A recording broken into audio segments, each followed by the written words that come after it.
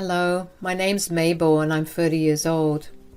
I recently came into a large fortune and that made me see the ugly side of my husband. Today I want to tell you all about it and how I unintentionally got revenge on two people at once. Let me start off by introducing myself a little more. I grew up away from my grandparents, but we were still very close. I remember that every 34 months they would come over to our place just to spend time with me. I was the closest to my grandmother. I was the apple of her eye, and she never ceased to spoil me. My grandfather passed away when I was 17, and I was devastated. My grandmother didn't take it well either. I loved her dearly, and so when it was time for me to go to college, I chose to attend college in her state so I got to be closer to her.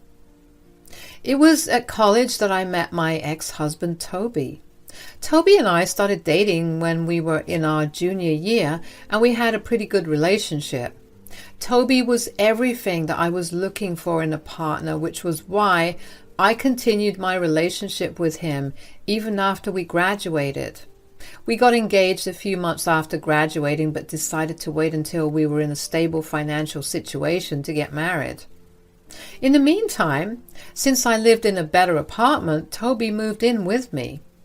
While my relationship with Toby was great, the one person who I could not seem to get along with was his sister Julia. Julia didn't live in the same state as us because she moved with her husband when he got a better job. But she still doted on Toby a lot, to the point where she was often obsessive about him. She hated me the second she met me. I guess she thought that I was stealing her baby brother from her. Anyways, she had always been rude and unaccommodating. The only reason I ever let her get away with anything when she came to visit us was because she would bring over her daughter Viola. Viola and I got along really well. Ever since she was a baby, she only seemed to like being with me, and I enjoyed it. Julia was glad to have some time to herself, but that did not stop her from being mean to me. Toby never stood up for me because he loved his sister too much to hurt her. I didn't want to cause any rifts between them, so I just shut up and dealt with it. About 3 years after we got engaged, Toby and I were doing well enough, so we decided to get married. It was an amazing day, and yes, I'll even say that now. Everything was going great until 4 years after we got married. Two major things happened. The first was that my grandmother passed away. I was heartbroken, and honestly could not do much during that time. I inherited about $1 million in money and assets combined, but none of that mattered to me because my grandmother was gone. The second thing that happened was that Julia and her family moved back into town. Suddenly, Toby was no longer at home. He was almost always over at Julia's, or when he was at home, Julia was here. Once again, the only thing keeping me sane was the fact that I got to spend time with Viola. I was still grieving the loss of my grandmother, and Toby was barely there. I tried to talk to him about it, but he didn't seem to care. Until one day he came back home directly after work and was alone, a pretty rare occasion. "Hey, sweetie, how was your day?" It was pretty good. What about you?" "Oh, same old. I went to meet Julia and we got to talking." "You seem to be visiting Julia a lot." "You know we're really close. I miss her, and I guess I just feel better when I'm around her. Anyways, do you not want to know what we talked about?" "Yeah, sure. Tell me." "Well, I was telling her that we were planning on buying a house." "I'm going to cut you off right there. I never agreed to that." "Just listen to me.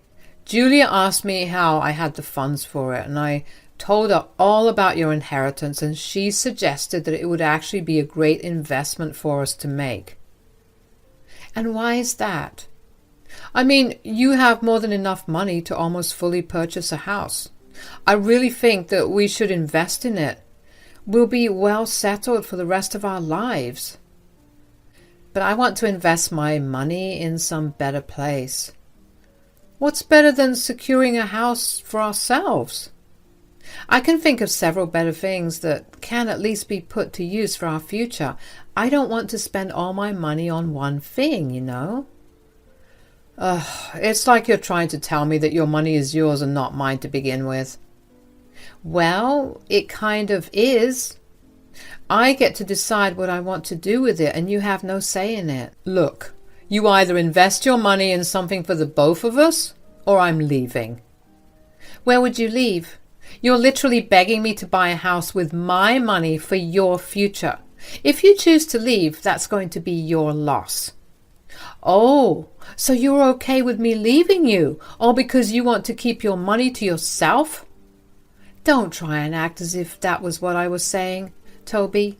You're the one threatening to leave me if I don't spend on you. You're the one who brought it up. Yes, because I thought you loved me and you wanted to spend your future with me. Forgive me for looking out for us. You're really bad at whatever you're trying to do here. I'm keeping my money, and I get to decide where and how I spend it. Fine. But could you at least think about spending it on a house for us? Sure. I wasn't sure why Toby was being so adamant about buying the house, but something did not seem right to me, which was why I knew that I had to stand my ground. Toby began to distance himself from me after that conversation. He began to spend even more time at Julia's place. Julia stopped coming over other than to drop Viola over whenever she needed me to babysit her. I tried to talk to Toby on multiple occasions and asked him what was wrong, but he always brushed me off and told me there was nothing wrong. Eventually I gave up and figured that I'd just wait until he was ready to talk. However, things took a turn when one day Julia dropped Viola off at my place for me to babysit her. Hey, Viola, how's my favorite niece doing? I'm your only niece. Still my favorite, though. I hope I'll always be your favorite.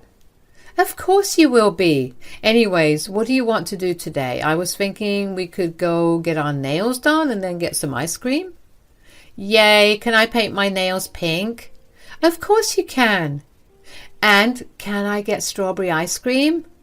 Why can't you? We'll get you everything you want. I only have one niece, and if I don't spoil her, would I really be her aunt? You know, you're my favorite aunt. I really will miss you. Miss me? Sweetie, what do you mean? I'm not going anywhere. Are you sure? Yes, of course. Where do you think I'll be going? Well, it's just that... What? What is it? You can tell me anything. I swear I won't tell anyone else a word. Okay, well, I heard Mommy and Uncle talking the other day. Uncle as in Uncle Toby? Yeah. Mommy said she's going to help Uncle with getting some cases. Case? What are you talking about? They kept talking about some cases that would give them some money, and then she told her uncle that he would have a nice big house after he left you. What? Oh my God. Sweetie, when did you hear about this? Well, I heard about this like 2 days ago. Are you sure you heard correctly? Yes, I'm sure that I heard correctly. As soon as Mommy saw that I was listening to them, she yelled at me to go to my room. She also told me not to tell you anything about her talk with her uncle. But I only told you because you're my favorite aunt. Thank you so much, sweetie. Now, enough of this. Let's go out and have a fun day. I tried my best to go about the rest of the day as if I didn't hear what Viola told me. I could tell that she felt bad for telling me, but I let her know that she did nothing wrong. I spoiled her in the same way that I always did, and when it came time to go back home, I made her promise me that she wouldn't tell her mom or Toby what she told me. Viola promised not to say a word and hugged me goodbye. After Julia picked her up from my place, I felt panic rising in my chest. I knew something was wrong with Toby, but for him to try and trick me into spending my money on him was a new low. It was something I would have never expected from him. So I did the only thing I could think of and called Toby's father, Edgar, who was a lawyer. Now, I didn't know why I called him, considering he could have been in on Toby and Julia's plan, but I had a feeling in my gut that he was a good man. Besides, he never failed to treat me like a princess when I was over at his place, and always put Julia in her place whenever she tried to bully me. Edgar picked up the call in the same merry way he always did. "Hello, darling. To what do I owe this phone call?" "Hi, Edgar. How are you?" "Oh, I'm doing quite well. What about you?" I actually don't know. I call because I need your help." "My help? What could I help you with? Isn't Toby around?" "He is, but he kind of is the problem." "Oh, no. I always told that boy to treat you right because it's really hard to come by women as amazing as you." "Thank you, Edgar. You may be the only one in your family that thinks of me as amazing." "What are you talking about?" "Well, I was babysitting Viola the other day and she told me that Toby and Julia were planning something against me." "Against you? What do you mean?" "Well, she didn't know the specifics, but there is a case involved apparently. They plan on taking money from me." "What in God's name are you telling me?" "I also don't know what's going on. I'm worried, and I figured I'd come to you for help considering you're a lawyer." "You did a great job of coming to me. Now, tell me, do you believe Viola?" "I do. Not only because in the past few months Toby has begun to draw away from me. I tried to talk to him about it, but he never took me seriously." "All right. And why do you think Julia is involved?" "Well, ever since she moved back, they began to spend a lot of time together. And yeah, I get it. They were living far apart for years before, and it made sense. But then in the past few months, he was going over to her house for hours every single day." That's a little weird. Did something happen a few months ago that triggered Toby's weird reaction? I got my grandmother's inheritance because she passed away. It was quite a large amount of money. Toby wanted to use it to buy a house, but I was a little hesitant about it. After that, he's been weird." "Right. My guess is that they're going to try and get your money. First of all, I'm so worried that my children are doing this to you. This was not how I raised them. Secondly, why don't you drop by my office tomorrow and we'll hash this out properly then?" "That sounds great. And you have nothing to apologize for. You're clearly a good man. Thank you for helping me out. I don't know what I would do without you." I was genuinely really grateful that Edgar was helping me out. I did not think that he would side with me over his children, but I was glad that he did. The next day, I took a day off from work and made my way over to his office. Once there, Edgar apologized once again to Toby and Julia, but I told him to just help me navigate around this. We figured that Toby was going to ask for a divorce, so the first order of business was to contact all the reputed divorce lawyers in our city and ask for advice. This would then limit Toby's access to good lawyers because there would be a conflict of interest considering they already knew my side. The next thing we had to figure out was how they planned to take my inheritance from me. Thankfully, I had been smart enough to keep my inheritance money in a separate bank account and did not use it to buy Toby or me things at all. I did plan on buying Toby some luxury items that he'd always wanted, but clearly that was never going to happen. Since there was no other way for them to get that money from me, Edgar and I figured that they were going to outright steal from me. The only thing I could control then would be providing them with the perfect setup so I could catch them. You see, I had a top-of-the-line security system installed inside my apartment because I was paranoid about break-ins. This was a fact that Toby knew and agreed to when he moved in. The next thing I had to do was slyly let Toby know that my bank details were logged in on my laptop. That wasn't hard to do. I just had to pretend to have bank troubles that he could help me with. Lastly, I told Toby that I was going to meet a friend on the weekend, leaving him home alone. I then met Edgar, who would serve as a witness and would corroborate my alibi. In the middle of our conversation, I got a notification that money had been transferred from my account to Toby and I's joint account. I called the police and reported it. When I got back from meeting Edgar, Toby was sitting in the dining room and asked me to sit with him. "We need to talk." "Oh, about what?" "About us." "Okay." "We're not working out." "I agree." "You agree? What do you mean?" "Well, for starters, I did not like how you threatened to end the relationship over money, something I would have spent on us had you not done that." "I didn't think that you would." "Oh, and that's another point. You think so lowly of me, and I don't think that's a sign of a good partner." "Like, as if you've been a good partner. You've been selfish since the start, and I only bore with it because I loved you." "How in the world was I selfish? I helped you pay off your student loans first instead of mine. I helped you out for a whole year when you didn't have a job.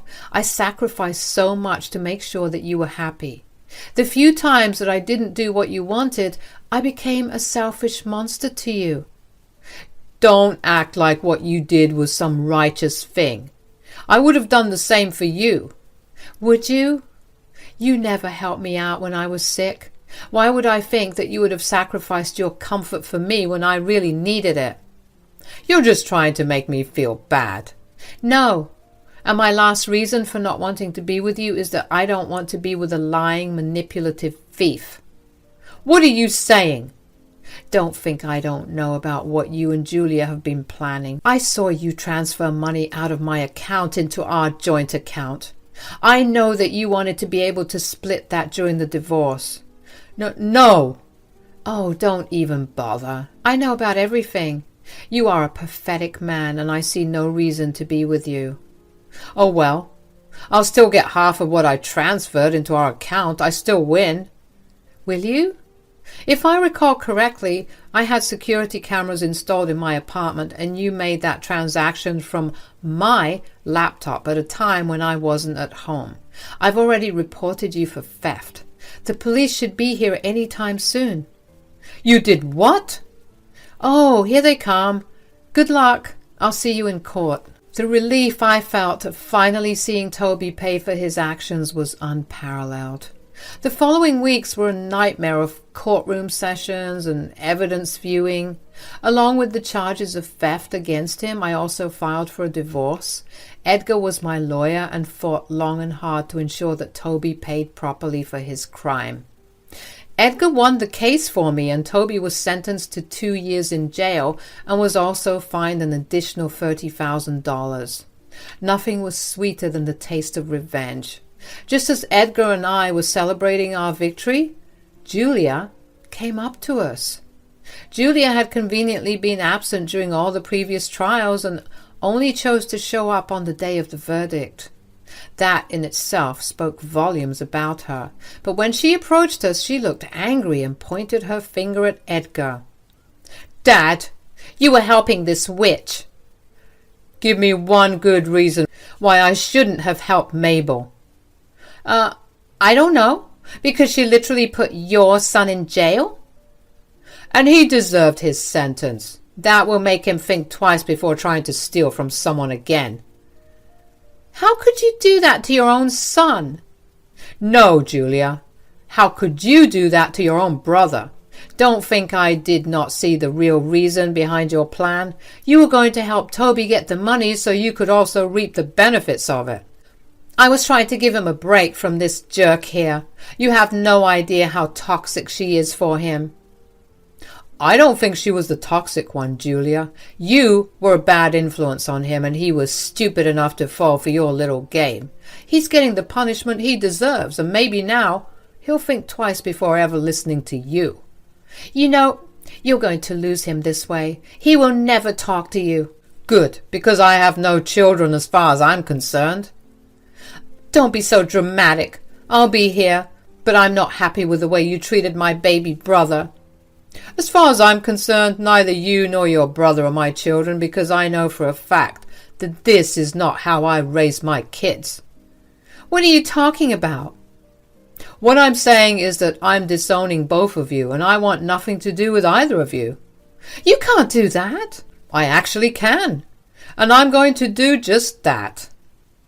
This is all Mabel's fault. If she just thought of someone other than herself for a second, this would not have been happening. No, you should not have been so greedy. I was going to spoil Toby with all the things he wanted, but you had to interfere. You took away everything from him. And I hope you sit and think long and hard about what you did to your brother. Goodbye. I grabbed Edgar's hand and we left. We couldn't help but let out a chuckle at what had happened. I was happy that Toby got what he deserved and that I was going to be free of his manipulative ways. I was also happy to see Edgar take my side. I did feel bad that it was because of me that he had lost both of his children, but he assured me that it was their own decisions that led to that. I took him out to coffee after, and we've maintained a good friendship ever since. Julia harassed me a bunch over text, and Edgar took it upon himself to tell Julia and her husband to leave me alone. Now, this is where I unintentionally got revenge on Julia as well. You see, Julia's husband had no idea about Julia's involvement in what happened between Toby and me. So he called Edgar and asked him what happened, and was shocked to learn about what Julia had done. Apparently, their marriage had been in the dumps for a while because of Julia's constant nagging that he never brought home enough money, while simultaneously refusing to work. He did not like that she would go to such lengths and ask for a divorce. He also asked for full custody of Viola and managed to get almost full custody. Julia got custody for every other weekend. Not to mention, she didn't get much through that divorce either, considering that he had her sign an ironclad prenup before marriage. Julia only received a small amount of alimony for a set period of time, and she was kicked out of their house. Once again, she blamed it all on me, and if I'm being completely honest, I was a little happy to see the way she got what she deserved. She tried to meddle in someone else's life, and she paid the ultimate price for it. Not to mention, I got to see Viola still because she loved me, and Julia's ex-husband could not say no to Viola. He was very apologetic for what Julia did, but I reminded him that he had no idea, so he had nothing to apologize for. And before you ask, yes, I am spoiling Viola senseless.